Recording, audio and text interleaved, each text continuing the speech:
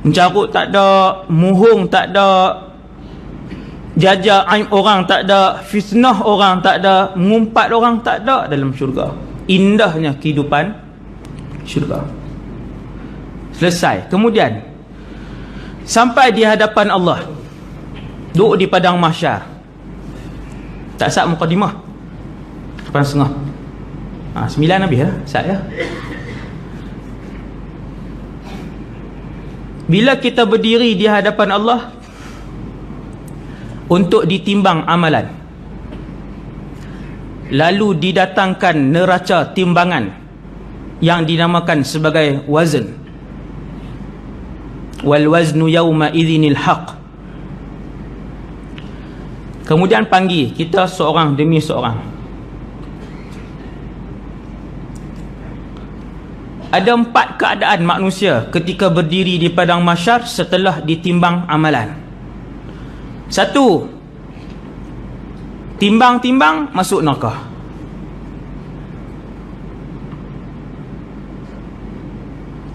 2, timbang masuk neraka, kemudian masuk syurga.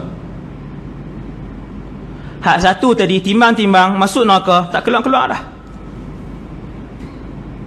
Apabila dia mati dalam keadaan dia telah mensyirikkan Allah, wal'iyadzubillah. Hak ni paling berat. Paling berat. Tuan-tuan kalau rajin fikir, tuan-tuan, kehidupan di akhirat tiada kematian. Semua makhluk berasa mati seorang sekali je. Bila? Hak dunia ni. Saya dengan kita semua hak duduk dalam masjid ni akan rasa mati, sakit mati seorang sekali lah. Dan itulah rasa sakit mati buat kali pertama dan kali terakhir. Betul tak mati dah Ustaz? Tak mati dah. Roh hanya keluar dan pindah di alam lain je. Dia tak rosak.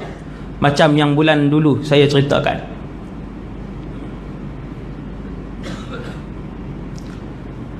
Ada orang yang keadaan 1 tak sah, timbang masuk neraka, tak keluar-keluar dah. Antara benda yang saya renung, antaralah, bila kita duduk seorang-seorang, banyak benda boleh renung tentang akhirat ni. Tuan-tuan, bila Allah sebut khalidina fiha, mereka akan kekal di dalamnya, syurga dan neraka. Kita pun pandang dalam akhirat nanti, dalam syurga dan neraka, masa tetap ada. Masa.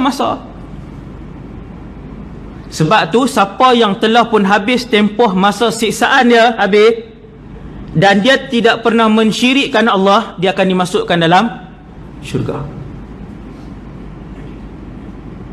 Maka masa ni ada. Masa ni ada. Bila Allah sebut duduk dalam syurga selama-lamanya, kita pun bayanglah, kita kata 10 bilion tahun duduk.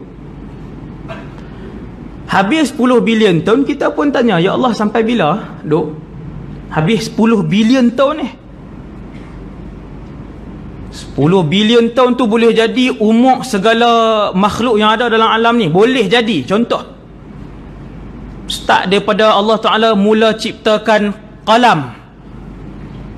Makhluk pertama yang Allah mula cipta, Al-Qalam ataupun Al-Arsh.